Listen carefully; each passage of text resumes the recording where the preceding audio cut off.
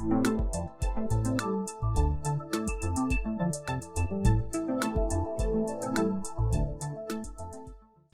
اللہ الرحمن الرحیم، میں ہوں طاہر ڈنڈسا اور آپ دیکھ رہے ہیں S T T V. Pakistan میں سیلاب آ رہے ہیں بہت زیادہ، انڈیا میں بھی آ رہے ہیں، اور یہ ویدر کا پیٹرن کافی حد تک چینج ہونا شروع ہو گیا۔ Climate change is now here, it is in the روم۔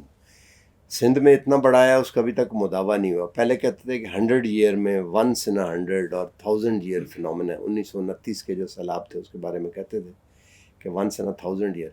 اب پھر وہ پہلے ویسٹ سائڈ پہ، پھر لیفٹ سائڈ پہ، ایسٹرن سائڈ پہ انڈس کی، اب یہ مستقل ہے۔ جب کوئی چیز مستقل ہو جائے تو پھر اس کا سلوشن نکالنا چاہیے۔ پہلے تو آپ یہ کریں کہ اس سے بچاؤ کریں، جسے میٹیگیشن کہتے ہیں۔ نہیں کر سکتے تو پھر آپ اس کو سدے باب کہ آپ نے دوبارہ ریکنسٹرکٹ کیسے کرنا ہے، ریسکیو کیسے کرنا ہے۔ تو یہ وہ ساری چیزیں ہیں جنہیں کہتے ہیں ریزیلینس۔ تو ریزیلینس ڈیولپ کرنا جو ہے اب کوئی لگژری نہیں رہا، بلکہ ضرورت بھی نہیں رہا، کمپلشن ہوگی ہے۔ جو نہیں کرے گا it is between life and death, وہ مارا جائے گا۔ کچھ آرگنائزیشنز نے of course U N system کی طرف سے بھی سپورٹ ہے اور گورنمنٹ آف پاکستان کی طرف سے بھی ہے، لائک ادر گورنمنٹس، بٹ کچھ آرگنائزیشنز جو ہیں انہوں نے اس کو اپنے کام کو دیکھتے ہوئے آگے شروع کیے۔ آج ہمارے ساتھ موجود ہیں قربان علی شاہ صاحب، آپ ایگزیکٹو ڈائریکٹر ہیں مینجمنٹ اینڈ ڈیولپمنٹ فاؤنڈیشن کے۔ تھوڑا سا ہمیں بتائیں کہ یہ جو فلڈ کی خاص طور پہ ریزیلینس ہے، اس کی کیا بیک ڈراپ ہے اور کیا کیا جا سکتا ہے؟ دیکھیے، آپ نے تو بہت اچھے طریقے سے اس کی وضاحت بھی کی کہ اس وقت ہم 2 طرح کے جو چیلنجز ہیں ان کو ہم فیس کر رہے ہیں، کیونکہ ہماری جو ولنریبلٹیز ہیں وہ بھی بڑی ہیں اور ان کے بڑھنے کے بھی بہت سارے وجوہات ہیں، وہ بھی موجود ہیں۔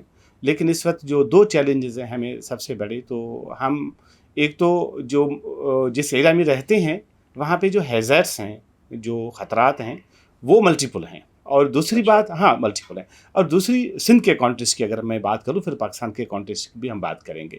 اور دوسرا سب سے بڑا جو چیلنج ہے وہ ہے ہمارے پاس موسمیاتی تبدیلی کا۔ اچھا، ان دونوں چیپٹرز کو ہمیں الگ الگ دیکھنے کی جو ہے وہ ضرورت ہے۔ پاکستان کے اندر دیکھیں، پوری دنیا میں اگر موسمیاتی تبدیلی کی بات ہو رہی ہے تو پاکستان کو صرف یہ چیز کہی جاتی ہے کہ آپ ایڈاپٹیشن کی طرف جائیں، اور میٹیگیشن کے اندر بہت کم انویسٹمنٹ ہمارے پاس ہو رہی ہے پاکستان میں۔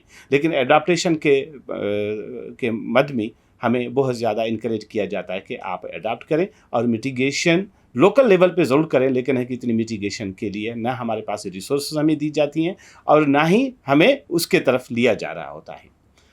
دوسری، سندھ کا جو فینامنا ہے، 2010 کے فلڈس ہم سب کو یاد ہیں، اور میں نے خود ان فلڈس میں کام کیا، اس وقت پورے سندھ کے اندر کام کیا، تو اس نے جو تباہی مچائی تھی، تو اس کے بعد ہم سب یہ سوچ رہے تھے کہ یہاں سے ان فلڈ سے جو ہم سیکھیں گے، تو جو نیکسٹ اگر اس قسم کا کوئی بھی ڈیزاسٹر اگر ہم فورسی کر رہے ہیں تو اس کی جو لاسز ہیں وہ بہت کم ہوں گے، اور ہم ان سے پہلے ہم پریپیئر بھی ہوں گے۔ پریپیئرنس کی جب میں بات کرتا ہوں، صرف میں کسی سول سوسائٹی آرگنائزیشن کی بات نہیں کر رہا، ایک گاؤں کی سطح پہ لوگوں کی بات نہیں کر رہا، لیکن میں سرکاری سطح کی بھی بات کرتا ہوں کہ جو ہمارے سرکاری جو ادارے ہیں تو وہ کتنے پریپیئرڈ ہیں۔ تو ہم اس امید کے ساتھ ضرور تھے کہ وہ بھی بہت زیادہ پریپیئرڈ ہوں گے، اور اس کے جو نقصانات ہیں as compare to the flood 2010 بہت کم ہوں گے، لیکن ایسا نہیں ہوا۔ اور اس مرتبہ جو فلڈس تھے ان کی ایک تو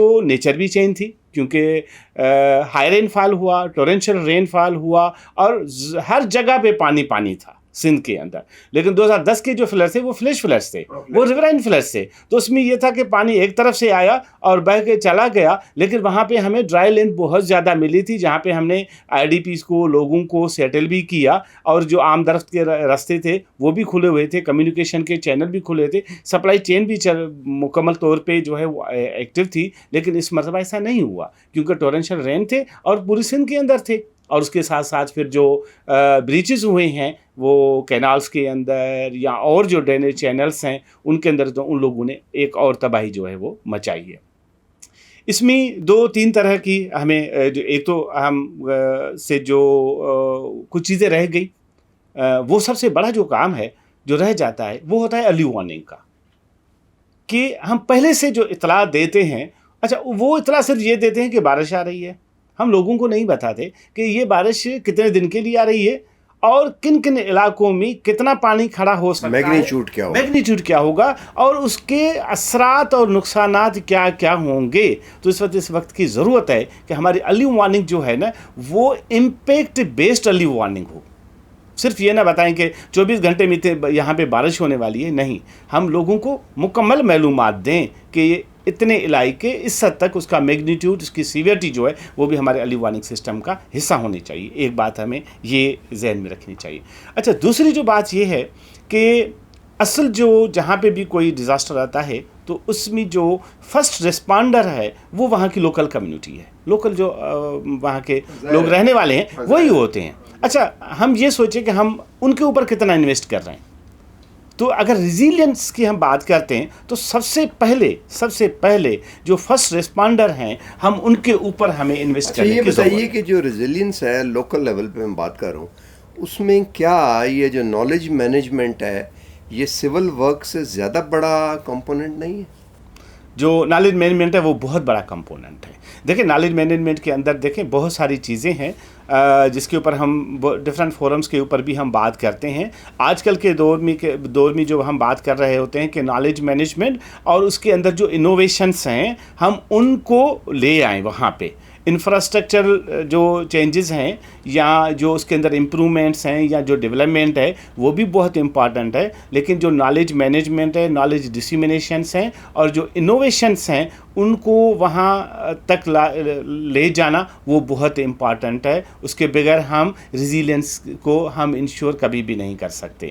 فار ایگزامپل جو ایک علاقہ ہے اگر وہاں پہ کوئی فلڈ آتا ہے تو ریزیلینس کو ہم اس طریقے سے دیکھتے ہیں کہ ان کی اس شاک کو ایبزارو کرنے کی کیا کیپیسٹی ہے اور وہ کتنے وقت میں فلڈ آنے کے بعد یا ڈیزاسٹر ہٹ ہونے کے بعد کتنے وقت میں وہ اپنے نارمل لائف میں واپس آ جاتے ہیں. کیونکہ 2-3 فیکٹرز ہیں ریزیلینس کے اندر کہ اگر وہ کتنے ٹائم میں واپس اپنی نارمل لائف کو ریسٹور کرنے میں کامیاب ہو جاتے ہیں. آپ نے دیکھا ہوگا کہ ایسے ولیجز جو 2 مہینے کے اندر نارملائز ہو گئے، ایسے ولیجز ابھی بھی سندھ کے اندر موجود ہیں، علاقے موجود ہیں جن کو 6 مہینے ہوئے لیکن پھر بھی وہ ابھی نارمل حالات میں نہیں ہوئے ہیں. تو یہ اسٹڈی ہمیں کرنے کی ضرورت ہے کہ جو 1 مہینے کے اندر اپنی لائف کو نارملائز کرنے میں کامیاب ہو گئے تو وہ کیا فیکٹرز ہیں اور وہ جو نہ کر سکے تو وہ کیا تھے. تو ریزیلینس میں نے پرسنلی جو ڈیزاسٹر بڑا کلوزلی دیکھا ہے وہ 2005 کا زلزلہ تھا. میں کسی بڑے آرگنائزیشن کے لیے انٹرنیشنل کے لیے میں کام کر رہا تھا اور ڈاکومنٹریز وغیرہ اور یہ تو اس میں تو ایک بہت بڑے اسکیل کا ایک پلان جو ہے وہ ایکسیکیوٹ کیا گیا.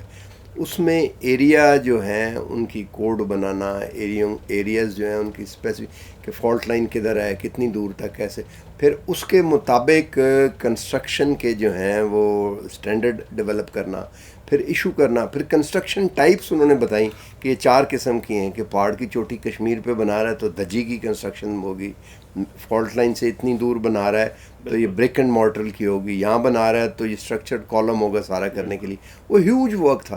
پھر اس کو انہوں نے چھوٹی چھوٹی ڈاکومنٹریز میں 5-5 6-6 منٹ کی کہ اگر کوئی گھر بالکل پہاڑ نیلم ویلی میں بنا رہا ہے تو 5 منٹ کی ڈاکومنٹری دے کے عام میسن بھی جو ہے اسے پتہ ہو میں نے کیا کرنا ہے. تو یہ اتنا بڑا کام ہے ایک دفعہ. اور فلڈ کے لیے اس لیے مشکل ہے کہ جو فالٹ لائنز ہیں وہ پوری طرح ڈیفائنڈ نہیں ہیں ڈیو ٹو کلائمیٹ چینج، کیونکہ ریورائن فلڈ تھا اوپر سے اب وہ ٹورینشل جو ہے جو پریسیپیٹیشن ہے ڈائریکٹ ہے. تو یہ کام جو ہے اس اسکیل کے اوپر آپ سمجھتے ہیں کسی نے شروع کیا یا کسی کو آئیڈیا ہے کہ کرنا چاہیے؟ کرنا تو پڑے گا کبھی، چاہے مار کھا کے کر لیں. ڈیفینیٹلی یہ ہمیں کرنا پڑے گا. اس کے بغیر کل بھی میں بات کر رہا تھا کسی ایک جگہ پہ کہ اس وقت ہم پورے پاکستان میں جنرل میری ایک لے مین کی ایک ہائپوتھیسس ہے. میں یہ کر رہا تھا کہ پاکستان اس وقت ہم ترقی جس کو ڈیولپمنٹ کہتے ہیں نا اس پروسیس میں ہم آئے ہی نہیں ہیں. ابھی تک ہم ریہیبلیٹیشن کے پروسیس میں ہیں.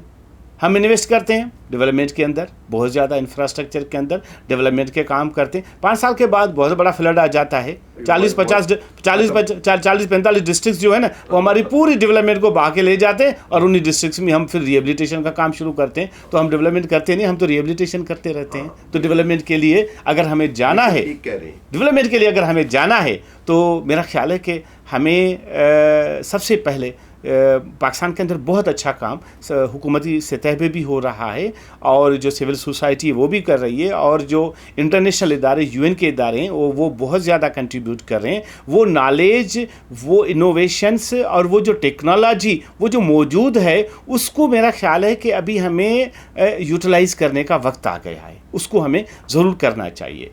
अभी ऐसे फ्लड के एरियाज़, फॉर एग्जाम्पल आपने बिल्डिंग्स की बात की, वो अर्थक्वेक के हवाले से बिल्डिंग कोड्स बने हुए हैं, तो इस तरीके से बिल्डिंग कोड हर डिस्ट्रिक्ट के लिए बने हुए हैं। जो फ्लड प्रोन एरियाज़ हैं तो वहाँ के लिए भी बिल्डिंग कोड्स बने हुए हैं, ठीक है। जो साइक्लोन प्रोन एरियाज़ हैं वहाँ के लिए भी बिल्डिंग कोड्स बने हुए हैं, और जो ड्राउट अफेक्टेड एरियाज़ मकसद है कहें तो वहाँ के लिए भी बिल्डिंग कोड्स बने हुए हैं। तो सबसे पहले तो हमारे पास जो मामला है वो है गवर्नेंस का, और उन पॉलिसीज़ को और उन प्रोटोकॉल्स को इम्प्लीमेंट करने का, जो सरकारी सतह पे होना चाहिए। और उसके साथ साथ हमारा जो सबसे बड़ा जो रोल बनता है वो सिविल सोसाइटी का बनता है कि हम उनको एडवोकेट करें लॉन्ग टर्म में, अगर हम इनसे बचना चाहते हैं। एक बात ये, और जो दूसरा जो इसका जो कंपोनेंट है कि हमें हर हैज़र्ड के हवाले से हमें अलग अपनी हिकमत अमली अपनानी पड़ेगी। कुछ एरियाज़ के अंदर फ्लैश फ्लड्स की फ्रीक्वेंसी बहुत ज़्यादा है, कुछ इलाकों के अंदर जो है टॉरेंशियल रेन के हवाले से बहुत ज़्यादा है, कुछ इलाके जो हैं वो और जो हैज़र्ड्स हैं उनसे मुतासर होते हैं। तो हमारे पास जो नेशनल लेवल पे जो प्लानिंग होनी चाहिए डिज़ास्टर रिस्क मैनेजमेंट की या क्लाइमेट चेंज की, तो वो मल्टी सेक्टोरल भी होनी चाहिए और मल्टी हैज़र्ड्स रिलेटेड होनी चाहिए, और उसके बाद हम उसको प्रॉपर्ली हम उसको जो है वो इम्प्लीमेंट करें। बहुत बहुत शुक्रिया आपके टाइम का। इस पर बातचीत और भी लोगों से, आपसे भी दोबारा भी हम इंशाल्लाह करते रहेंगे। तो बॉटम लाइन ये निकली कि रिसर्च और उस रिसर्च के रिज़ल्ट्स और उन रिज़ल्ट्स के मुताबिक एक पूरी जिसे कहते हैं टास्क फोर्स या लोगों को लोकल लेवल पे उनको प्रिपेयर करना और फिर उसके मुताबिक डेवलपमेंट करना, ये 3-4 एरियाज़ हैं। पहले तो ये होता था कि रेस्क्यू, रिलीव, रिकन्स्ट्रक्शन और रीहैब, वो 4 चलते थे। लेकिन अगर अब क्लाइमेट चेंज और हमने आगे देखना है तो ये अब चेंज हो गया है। इसमें रिसर्च और नए बनाने, नॉलेज मैनेजमेंट और उसकी इम्प्लीमेंटेशन है। देखें शायद आगे हम इसमें कर पाएँ। आज तक के लिए इतना ही, मिलते हैं अगले प्रोग्राम में। अल्लाह हाफ़िज़।